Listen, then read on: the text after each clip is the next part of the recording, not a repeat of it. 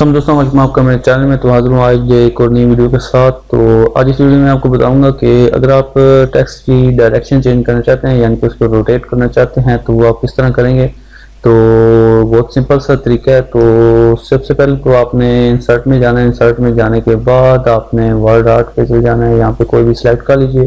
Select करने के बाद सिंपली आपने यहाँ पे इसको रिमूव करके तो यहाँ पे अपना जो टेक्स्ट है वो ऐड कर लेना है।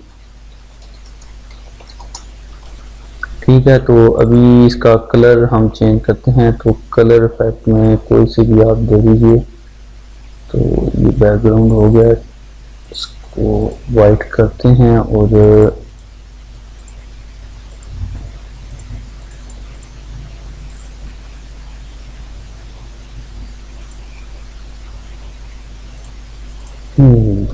तो अभी करना क्या है, इसको सिलेक्ट कर लिया। सिलेक्ट करने के बाद आ जाना है ये यहाँ पे रोटेशन पे। रोटेशन पे आने के बाद ये देखें, जिस साइड पे भी आप इसको रोटेट करना चाहें वो रोटेट हो जाएगा। और फ्लिप अगर आप यहाँ पे चेक करेंगे तो ये देखें,